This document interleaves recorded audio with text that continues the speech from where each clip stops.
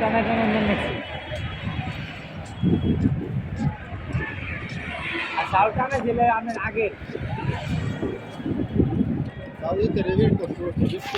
বৃষ্টি হয়েছিল তো 2 দিন বৃষ্টি হয়েছে